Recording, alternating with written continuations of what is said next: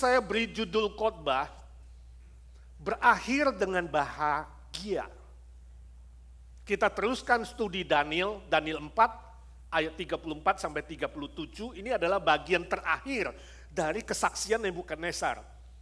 Jadi pasal 4 seluruhnya kesaksian Nebukadnezar, bagian pertama dia memuji Tuhan, sehingga seluruh bangsa di sekitarnya boleh mendengar. Dia ceritakan bagian kedua bagaimana dia sombong, kemudian dia sakit, kemudian bagian ketiga dia tidak mendengarkan nasihat Tuhan dan kemudian dia menjadi seperti binatang. Dan bagian keempat dia dipulihkan dan dia kembali memuji Tuhan. Itu sebabnya saya beri judul happy ending. Berakhir dengan bahagia. Mari kita baca Daniel pasal 4 ayat 34 sampai 37. Demikian firman Tuhan bersama-sama, tetapi setelah lewat waktu yang ditentukan, aku Nebukadnezar menengadah ke langit dan akal budiku kembali lagi kepadaku. Lalu aku memuji yang maha tinggi dan membesarkan dan memuliakan yang hidup kekal itu. Karena kekuasaannya ialah kekuasaan yang kekal dan kerajaannya turun-temurun. Semua penduduk bumi dianggap remeh. Ia berbuat menurut kehendaknya terhadap bala tentara langit dan penduduk bumi. Dan tidak ada seorang pun yang dapat menolak tangannya dengan berkata kepadanya, apa yang kau buat? Pada waktu akal budiku kembali kepadaku, kembalilah juga kepadaku kebesaran dan kemuliaanku untuk kemasyuran kerajaanku. Para menteriku dan para pembesarku menjemput aku lagi. Aku dikembalikan kepada kerajaanku, bahkan kemuliaan yang lebih besar dari dahulu diberikan kepadaku. Jadi sekarang aku, Nebukadnezar, memuji, meninggikan, dan memuliakan Raja Sorga, yang segala perbuatannya adalah benar, dan jalan-jalannya adalah adil, dan yang sanggup merendahkan mereka yang berlaku congkak. Saya dapat cerita dari teman saya di Jakarta. Dia katakan suatu kali mereka itu jalan-jalan ke Taman Safari Indonesia, dekat Puncak, sudah tahu ya, yang di sana. Yaitu seperti sebuah kebun binatang yang bisa melihat binatang-binatang besar dari dekat, karena kita di dalam mobil gitu ya, naik mobil. Sekeluarga, bapak, ibu dengan 3 anak, lalu naik mobil ke Taman Safari dan mereka senang ingin lihat binatang-binatang dari dekat. Nah, ketika mereka melewati binatang yang jinak sebenarnya, kijang ya, dan apalagi rusa, itu sometimes kadang-kadang boleh buka jendela kasih makan, gitu, akrab sekali binatang itu. Dan dia katakan di situ ada sebuah sungai kecil. Dan waktu mobil itu lewat sungai kecil itu, ya, gak lama, berapa menit kemudian mobilnya mogok. Jadi mereka pikir wah ini pasti gara-gara kemasukan air ini mobilnya. Keciprat air atau kemasukan air. Si bapak kemudian tola-toleh, dia lihat gak ada petugas. Karena gak ada petugas, si bapak turun. Dia ke depan, dia buka kap mesin. Ingin memeriksa. Istrinya dan 3 anak tunggu di mobil saja sambil ngobrol. Setelah periksa-periksa, kap ditutup. Waktu kap ditutup, tiba-tiba dari belakang muncul beruang. Lebih tinggi 1 kepala dari bapaknya. Menuju ke sana dan yang cerita bilang kita di mobil di dalam kayak dihipnotis. Gak bisa teriak. Gak bisa kasih tahu, Pak itu beruang, gak bisa kasih tahu. Terhipnotis, takut. Si bapak lebih takut lagi. Waktu beruangnya dekat dengan dia, kedua tangannya, si bapak itu teriak, tolong Tuhan, tolong aku. Waktu Waktu dia teriak, tolong aku, ternyata beruang memegang lehernya. Dan berkata, takut ya? Kenalkan, nama saya Joko. Saya petugas di sini yang nyamar jadi beruang. Makanya lain kali jangan coba-coba keluar mobil. Ikuti aturan. Bapak minta maaf. Sudah saya nggak tahu ini cerita beneran apa enggak ya. Ada petugas yang nyamar. Tapi intinya adalah, pada umumnya kalau manusia sudah kepepet, manusia sudah terancam bahaya, entahkah sakit keras kek, entahkah jalan buntu kek, entahkah sudah mau mati kek, barulah berteriak sama Tuhan. Oh Tuhan, ketika jalan di dunia semua sudah tidak bisa menolong. Ketika teman-teman gak bisa menolong. Ketika orang tua tidak bisa menolong. Ketika semua jalan rasanya itu maju kena, mundur kena, kiri kena, kanan kena. Puji Tuhan masih ada satu jalan ke atas. Minta tolong sama Tuhan. Saudara, itu yang terjadi pada Nebukadnezar. Nebukadnezar diberi kesempatan 1 tahun untuk bertobat. Daniel menasihati dia supaya dia bertobat. Dan Tuhan menunggu 1 tahun. Tapi dia tambah sombong. Dan minggu lalu kita sudah pelajari, akhirnya Tuhan menghukum dia dengan sebuah penyakit yang disebut dengan boantrofi. Boantrofi itu adalah sakit jiwa. Di mana seorang manusia merasa dirinya adalah binatang. Dan dia hidup benar-benar seperti binatang, bukan nyaman loh, ini Nebukadnezar benar-benar hidup seperti binatang di padang. Bersama dengan lembu, sapi, kambing, dan dia juga makan rumput. Luar biasa ya. Pernah sudah dengar ada temanmu yang sakit jiwa, sakit mental, kemudian jadi binatang? Atau jadi kodok gitu ya, atau jadi apa gitu. Enggak ada ya, ini luar biasa. Dan setelah genap waktunya, 7 masa, enggak ada yang tahu berapa lama 7 masa, 7 berarti genap waktunya.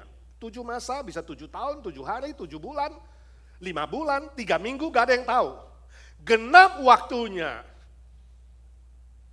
Tuhan memulihkan Nebukadnezar. Itu sebabnya bagian keempat ini hidupnya berakhir dengan bahagia, happy ending. Dia disembuhkan, dia dipulihkan. Dan dia menuliskan kesaksiannya. Saudaraku, setiap manusia punya waktu yang genap dari Tuhan. Saya tidak tahu bagaimana saudara. Kalau selama ini saudara sedang menunggu pemulihan dari Tuhan, menunggu karya dari Tuhan, menunggu mujizat dari Tuhan. Ingat saudara, ada waktunya.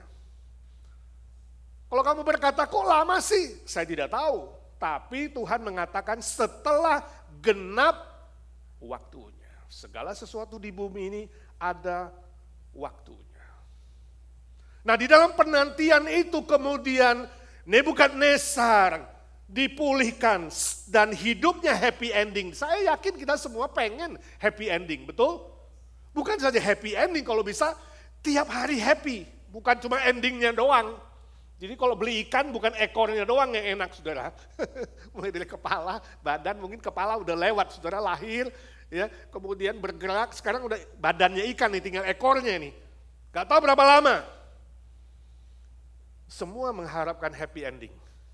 Kalau boleh happy every day, happy life, and happy ending.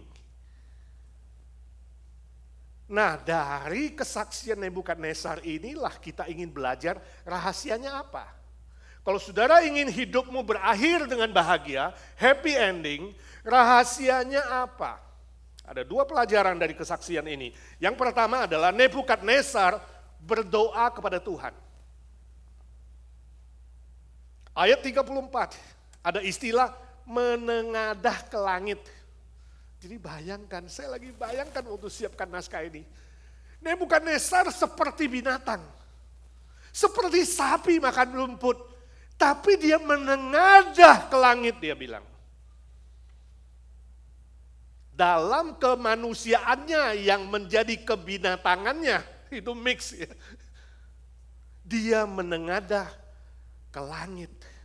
Ini artinya dia memohon kepada Tuhan yang Maha Tinggi. Dia mengakui kemahakuasaan Tuhan. Tuhannya Daniel, pencipta langit dan bumi itu. Dia mengakui keberdosaannya. Dia mengakui kesalahannya karena tidak bertobat walaupun sudah dikasih 1 tahun. Dan dia berdoa, memohon pertolongan dan memohon kesembuhan. Nah saudara tanya, Pak, mungkinkah seorang yang sakit jiwa berdoa? Mungkinkah sakit jiwa, sakit mental seperti binatang bisa berdoa kepada Tuhan? Pernah saudara berpikir? Saudara pernah ketemu orang yang sakit jiwa dan saudara pengen nginjili, saudara ragu gak? Ini orang ngerti gak kalau gue cerita Yesus ya? Saudaraku, hal ini melampaui logika kita. Tapi bagi Tuhan, tiada yang mustahil. Ini yang saya sebut dengan anugerah yang melampaui logika. Bahwa di dalam keadilan Tuhan, tadi dia mengatakan Allah itu adil, dia mengakui. Dalam keadilan Tuhan menghukum dia, ada kasih karunia Tuhan yang memulihkan dia. Itulah Allah kita, Allah yang sejati.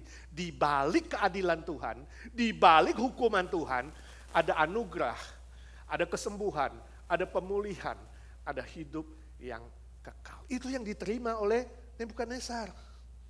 Jadi bukan tempat yang kita berdiskusi mungkin atau tidak mungkin. Karena kalau saudara percaya kepada Tuhan Allah yang Maha Tinggi, semuanya adalah mungkin. Setelah itu udah Nebukadnezar mengatakan akal budinya kembali lagi. Artinya dia sembuh. Tadi sakit mental, sakit akal budi. Ya, pikirannya yang sakit itu disembuhkan oleh Tuhan. Ketika dia sungguh-sungguh berdoa dan memohon kepada Tuhan tanpa marah, tanpa geram, tanpa benci, tanpa ragu, tanpa menuduh Tuhan berbuat tidak adil. Di situ Tuhan memulihkan Nebukadnezar. Saudara bisa lihat di ayat 35, dia itu mengakui kedaulatan Tuhan 100%. Dia mengatakan di bumi ini tidak ada seorang pun yang berhak menanyakan kedaulatan Tuhan. Tuhan bisa melakukan sesuka-sukanya dan itu benar dan adil. Kita sebagai manusia tidak ada yang berhak bertanya, kenapa Tuhan? Itu sebabnya Nebukadnezar hanya menerima keputusan Tuhan dengan hati yang rendah dan berdoa. Nah, saya nggak tahu saudara ketika menghadapi kesusahan, ketidakadilan, ya, persoalan dan jawaban-jawaban yang belum dijawab Tuhan, saudara sering bertanya nggak, Tuhan kenapa begini, Tuhan kenapa begitu, harusnya nggak Tuhan begini dan begitu. Atau saudara mengatakan, Tuhan aku gak mengerti keputusanmu, aku gak mengerti izinmu terhadap hidupku, tapi berilah aku hati yang bisa menerima keputusan Tuhan. Menerima, acceptance itu kunci, menerima pengaturan Tuhan tanpa ragu, tanpa marah, tanpa curiga, tanpa menuduh Tuhan. Itulah rahasia kebahagiaan yang sejati. Waktu kamu bisa menerima keputusan Tuhan dalam hidup saudara. Saudaraku, izinkan saya tanya, apakah kau rindu hidupmu bahagia? Bukan saja pada ujungnya berakhir dengan bahagia, happy ending, tapi setiap hari. Happy life, happy ending. Berdoalah dengan segenap hati tanpa meragukan Tuhan. Tanpa bertanya A dan B, supaya intervensi mujizat Tuhan tidak terhalang oleh hati saudara yang ragu, yang marah, yang tidak menerima pengaturan Tuhan. Ketika manusia menengadah ke langit, Tuhan akan menengadah ke bumi, melihatmu, melihat kesusahanmu, mengerti kesusahanmu. Ketika saudara berdoa, Tuhan bekerja dalam hidupmu.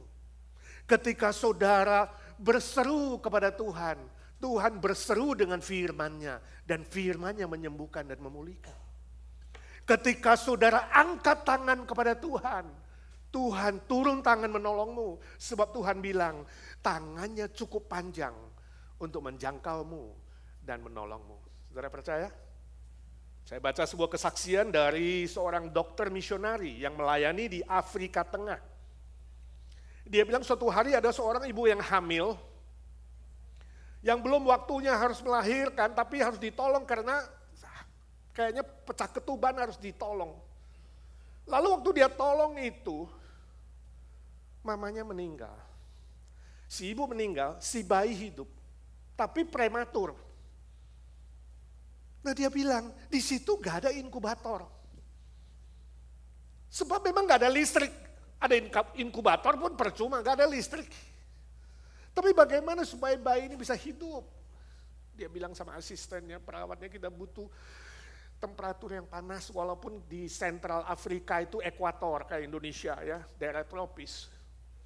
Kita butuh itu. Coba cari apakah kita masih punya botol pemanas itu. Lalu dicari, sisa 1. Waktu diperiksa, rusak, sudah pecah. Wah, dokternya pusing, dia bilang, nggak bisa, coba kumpulkan semua selimut, bayi ini harus tetap hangat, kalau nggak hangat mati. Ya, kumpulkan semua selimut, balut dia, kemudian kamu semua, kita semua tidur sama dia mepet-mepet. Besok siangnya dokter ini melayani panti asuhan, kira-kira 20-30 orang. Dia cerita soal si bayi, soal mama. Dan soal anaknya. Yang pertama dari ibu itu yang 2 tahun yang nangis terus karena mamanya mati. Lalu dokter ini mengajak anak-anak panti asuhan berdoa. Nah waktu berdoa itulah ada seorang anak kecil, umur 9 atau 10 bernama Ruth. Dia berdoa keluar suara. Dia katakan, Tuhan kami membutuhkan botol air panas hari ini juga. Karena kalau Tuhan kirim besok gak ada gunanya, bayinya mati. Dan kalau boleh Tuhan, kami juga butuh sebuah boneka kecil. Untuk kakaknya yang perempuan itu, kakak bayi itu yang 2 tahun. Supaya dia tahu kamu hidup dan sungguh-sungguh mengasihi dia. Jadi dia bilang, saya dengar doa itu, dalam hati saya, ini saya harus ikut amin apa enggak? Mustahil minta sama Tuhan kok begitu. Gak mungkin lah hari ini bisa datang itu botol air panas. Saudara pernah gitu gak sih? Habis doa amin, mungkin gak sih? Kayaknya gak mungkin deh. Hah? Mulut bilang doa minta, tapi otaknya bilang mustahil. Itu terjadi pada misionari itu. Saya harus ngomong amin gak? Tapi ini anak begitu polos berdoanya. Dia bilang gak mungkin. Satu-satunya jalan yang mungkin, aku akan menerima kiriman dari negaraku. Tapi sekarang sudah 5 bulan gak terima apa-apa. Dan kalaupun hari ini aku terima kiriman paket, gak mungkin lah orang itu memasukkan botol air panas, kita hidup di daerah panas kok. Jadi di otaknya, mustahil, gak mungkin. Dia bilang siang itu habis makan, ada yang melaporkan kepada dia, dokter ada parcel datang di rumahmu. Jadi dia segera pulang, sampai di rumah dia lihat sebuah box lebih berapa pounds, mungkin 23 pounds sampai 25 pounds. Box besar kiriman dari negara asalnya, Amerika. Wah dia senang bukan main, ini besar sekali boxnya, jangan buka sendiri. Dia bawa balik ke panti asuhan, buka sama anak-anak. Begitu dibuka, wah ada kaos, ada obat untuk yang sakit kusta, ya. Ada alat-alat yang dia butuh untuk pengobatan. Semua lemes. Ya. Ini mah kita gak butuh. Lalu dia terus korek-korek. Sampai paling bawah, dia pegang sesuatu dari karet. Dia tarik ke atas, wah, botol pemanas dari karet. Ya, kaget sekali. Tuhan menjawab doa anak yang polos. Oh, dia bilang, Tuhan, aku minta maaf. Selama ini aku doa tapi aku gak pernah percaya. Aku doa tapi aku gak pernah beriman kamu bisa berkarya Tuhan. Lalu Ruth ada di barisan depan. Ruth bilang begini, dokter, kalau Tuhan kirim botol air panas, dia pasti kirim boneka. Coba cari, jadi dikorek. Ada boneka kecil. Wah, lebih terharu lagi. San Ruth bilang, bolehkah aku bawa sendiri boneka ini kepada kakaknya si bayi, supaya dia tahu ada Tuhan Yesus yang hidup, yang mengasihi dia. Saudara, ini kesaksian yang sungguh-sungguh menyentuh. Kadangkala kita sudah lama ikut Tuhan, sudah tahu Tuhan itu hidup, sudah tahu Tuhan itu bangkit. Kita berdoa tapi setengah hati. Kita berdoa gak segenap hati, kita gak tulus. Kita gak polos seperti anak kecil itu. Itu sebabnya Yesus bilang apa? Belajarlah beriman seperti anak kecil. Jangan halangi mereka, sebab iman mereka lebih tulus, lebih polos. Merekalah pemilik kerajaan sorga. Amin. Jadi kalau kamu lihat anakmu, cucumu, kalau doa polos jangan diketawain, saudara. Justru itu kita harus belajar, beriman, percaya kepada Tuhan dengan segenap hati. Kalau sudah tiba waktunya, dia bertindak. Ketika diperiksa pasal itu sudah disiapkan 5 bulan lalu oleh kelas sekolah minggu di gereja misionari itu. Dan anak-anak berdoa dan memasukkan paket tersebut. Di dalam pengaturan Tuhan, waktunya tepat dan segala sesuatunya tepat. Amin? Amin? Mulai hari itu sang misionari dokter itu dia katakan, saya belajar beriman dengan anak-anak di yatim piatu yang semuanya sungguh-sungguh beriman dengan tulus dan polos. Ini menjadi pelajaran buat saya juga, saudara. 30 tahun lebih melayani Tuhan. Kadangkala masih ada keraguan. Masih ada kekhawatiran. Tapi Tuhan selalu beri kesadaran supaya kita segera berbalik. Apa? Segera berbalik. Itu yang terjadi pada Nebukadnezar. Ya. Dia segera berbalik kepada Tuhan. Dia katakan, oh Tuhan, Engkau Allah yang maha tinggi. Yang pengaturanmu selalu benar dan adil. Dan tidak ada seorang pun yang boleh bertanya, kenapa? Dan kita harus belajar itu, termasuk saya. Jangan pernah mempertanyakan kedaulatan Tuhan. Yang kedua, Nebukadnezar memuji Tuhan sebagai Raja Sorgawi, ayat 36. Setelah dia disembuhkan, Nebukadnezar memuji Tuhan yang maha tinggi. Raja Sorgawi itu, Raja segala raja, Allah yang bertata di sorga, Allahnya Daniel. Dan dia katakan para menterinya, para pembesarnya kemudian menjemputnya kembali. Istilah menjemput artinya apa? Menghormati, menerima kembali Nebukadnezar. Menghormati dia sebagai raja, menerima kepemimpinannya, itu yang terjadi. Bahkan Nebukadnezar mengatakan kekuasaannya, kemuliaannya jauh lebih besar dari sebelumnya. Happy ending. Jauh lebih besar dari sebelumnya, seperti Ayub dipulihkan 2 kali lipat. Saya tidak tahu berapa kali lipat Nebukadnezar, yang pasti kemuliaannya, kekuasaannya berkat-berkatnya lebih besar dari sebelumnya. Ketika dia tahu berterima kasih, tahu bersyukur, memuji, meninggikan nama Tuhan. Bukan aku, tapi Tuhan yang maha besar yang ada di sorga. Nah, menurut saudara Nebukadnezar diselamatkan nggak?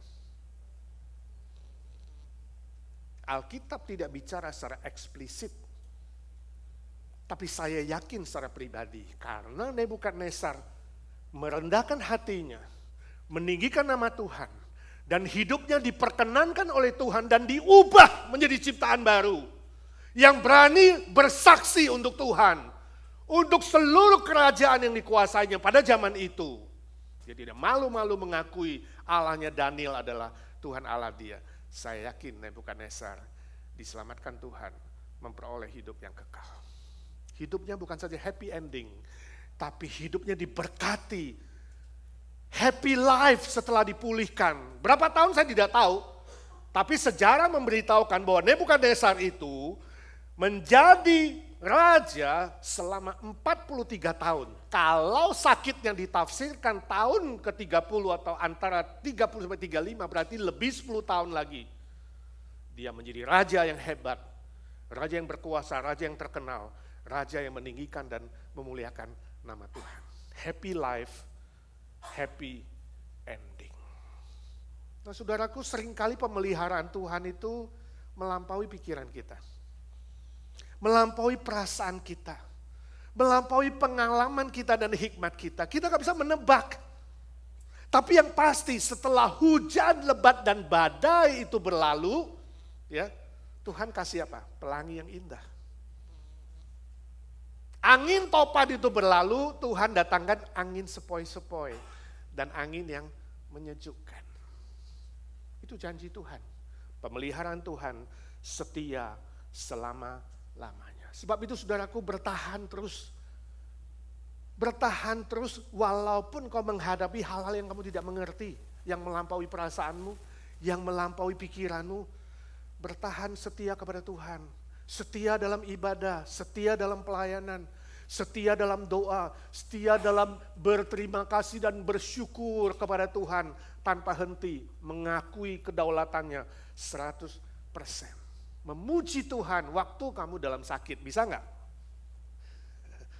Jumat lalu kalau saudara datang dengar kesaksian Pak Ben Oka, hari ini dia tidak datang. Dia bilang waktu dia sakit, ya, dia kena cancer, cancernya dokter bilang ganas. Ya waktu itu kita kontak-kontak sih, dia takut sekali kalau itu menjalar kemana-mana. Dia stres, gak bisa tidur. Kita sering berdoa, dan kemarin dia saksikan waktu dia selesai operasi dan kesakitan itu, di dalam kesakitan itulah dia bernyanyi memuji Tuhan tanpa henti. Mungkin tiap malam 1 jam sampai 2 jam. Tiap hari. Dan akhirnya Tuhan menyembuhkan dia. Bersih dari kanker. Seluruh organ tubuhnya yang lain clean 100%. Bisa nggak? Dalam kesakitan, dalam ketidakmengertian, tetap memuji, meninggikan nama Tuhan. Sulit, tapi bisa karena Tuhan yang memberikan kekuatan. Suatu kali ada seorang anak muda yang mengeluh bahwa hidupnya itu tidak senang, tidak bahagia. Lalu suatu kali dikatakan muncullah malaikat di hadapannya dan malaikat bertanya, kenapa kamu kelihatan sedih, murung dan susah dan merasa tidak bahagia? Apa yang membuat rasa tidak bahagia? Lalu anak muda itu bilang, ya saya ini miskin, mana bisa bahagia? Tuhan cuma janji-janji. Mana saya miskin, ya, gak punya mobil yang bagus, gak punya rumah, kerjaan pas-pasan, uang pas-pasan, mana bisa bahagia? Malaikat bilang kamu sembarang ngomong, kamu bilang kamu miskin, kamu itu sebenarnya kaya raya tahu nggak? Wah, kamu yang sembarang ngomong malaikat, enak aja. Malaikat bilang, oke, saya tanya kamu, Kalau jarimu putus satu, saya kasih kamu 100 juta rupiah, mau nggak? Ya nggak mau dong. Oke, sekarang saya tanya, bagaimana kalau tanganmu buntung satu? Saya kasih 1 M, jadi naik 10 kali lipat. Mau nggak? Kamu kan punya tangan 2, ambil 1, dapat 1 M. Ya jelas nggak mau katanya. Oke, bagaimana kalau matamu diambil 1? Kamu dikasih 100 miliar. Satu mata ini 100 miliar loh. Mau nggak? Ya jelas nggak mau, kata anak muda itu. Ya. Oke, sekarang begini deh. Kalau kamu saya ubah menjadi kakek-kakek 80 tahun tapi sakit-sakitan, dikasih 0,5 triliun. Mau nggak? 0,5 triliun. Ada yang mau nggak? Oh mau aja, dia udah 90 lebih, jadi 80 mau dia. Tapi sakit-sakitan nggak mau lah Om ya, sakit-sakitan nih. Lalu terakhir malaikat bilang, oke, kalau hidupmu tinggal sehari, akan mati besok. Tapi saya kasih kamu 100 triliun, mau nggak? Bodoh lu, jelas nggak mau dong. Nah malaikat bilang, kamu kaya nggak sekarang?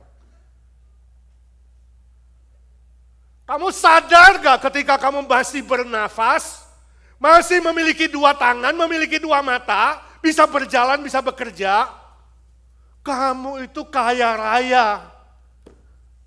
100 triliun aja gak mau Berapa harga 1 nyawa? Seluruh bumi. Tiba-tiba pemuda itu kaget. Dia sadar dari mimpinya. Dan dia bilang, oh Tuhan ampuni aku. Ternyata selama ini aku salah mengerti. Salah mengerti apa itu definisi kekayaan. Salah mengerti apa itu definisi kebahagiaan. Tolonglah aku belajar menerima apa yang kau berikan dan titipkan kepadaku. Saudara, kalau hari ini saudara masih punya waktu, bisa duduk di sini, bisa berbicara, bisa makan, bisa ngobrol, punya teman, punya keluarga. Itu anugerah dan kemurahan Tuhan yang besar, amin. Saudara kaya nggak?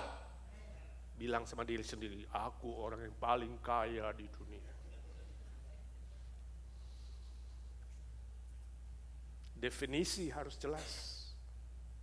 Ya saudara, kebahagiaan yang sejati, kunci bahagia yang sejati adalah tahu berterima kasih dan tahu bersyukur atas apa yang Tuhan kasih sama kamu. Apa yang punya. Jangan khawatir soal yang tidak punya. Kok aku gak punya A, gak punya B, gak punya C. Kamu mengeluh terus dan tidak pernah punya sukacita dan bahagia. Bersyukur dengan apa yang engkau punya, yang dititipkan oleh Tuhan. Maka saudara hidupmu akan bahagia di bumi dan nanti di akhirat, happy ending. Orang Amerika punya moto apa? Happy wife, happy life. Kalau kamu bisa menyenangkan istrimu, kamu bahagia. Amin, istri-istri. Happy wife, happy life. Istri pasti setuju, betul nggak? Suami setuju nggak? Terpaksa setuju. Di Amerika tapi permisi tanya, benar nggak happy wife, happy life? Benar nggak waktu kamu menyenangkan istrimu, kamu pasti bahagia? Jawabannya saudara, yes and no. Yes, kalau istrimu hidup takut akan Tuhan dan menjalani firman Tuhan. Kalau istrimu tidak takut akan Tuhan dan tidak menuruti firman Tuhan, itu bukan bahagia, men, itu bahaya. Apa? Bahaya, deket loh, bahagia bahaya. Firman Tuhan tadi di ayat pemimi mengatakan, berbahagialah mereka yang takut akan Tuhan. Betul nggak? Mazmur 128 ayat 1 berkata, berbahagialah mereka yang takut akan Tuhan dan menuruti firman-Nya. Ingat, takut akan Tuhan, bukan takut sama istri, bukan. Takut sama suami, bukan. Takut sama bos, bukan. Takut sama si A, si B, si C, no. Rahasianya bahagia adalah takut kepada Tuhan dan menuruti firman-Nya. Kalau dua-duanya, suami dan istri, sama-sama takut Tuhan, maka akan saling membahagiakan, betul? Saling mengasihi. Ya. Love and respect. Suami, Alkitab mengatakan mengasihi istri, dan istri harus hormat dan tunduk kepada suami, sebab dialah pemimpin. Bukan saja relasi suami istri, juga relasi kamu dengan sesama, relasi dengan Tuhan, relasi dengan harta benda. Kalau takut akan Tuhan dan menuruti kebenaran firman-Nya, kamu akan bahagia sekarang ini, setiap hari, dan juga mengakhiri hidupmu happy ending. Amin. Mari kita doa. Ya Tuhan, suara hamba-Mu sudah berhenti. Biarlah suara Roh Kudus terus bekerja di hati kami. Ajar kami belajar dari Nebukadnezar di akhir hidupnya yang rendah hati, mengakui dan menerima kedaulatan Tuhan, keputusan Tuhan 100% tanpa bertanya. Setia, menengadah kepada Tuhan, berdoa, beriman dan memuji-Mu, menaikkan syukur dan tahu berterima kasih. Tolonglah kami Tuhan supaya hidup kami sungguh-sungguh bahagia, sejati, sesuai firman-Mu. Dan kami boleh mengakhiri hidup kami juga dengan bahagia, sesuai dengan firman-Mu dan berkat-Mu. Jangan biarkan seorang pun pulang dengan hati yang kosong, tapi pulang dengan berkat Tuhan dan kebahagiaan dari Tuhan. Dalam nama Tuhan Yesus Kristus kami berdoa dan meminta berkat Tuhan. Amin. Tuhan berkati saudara.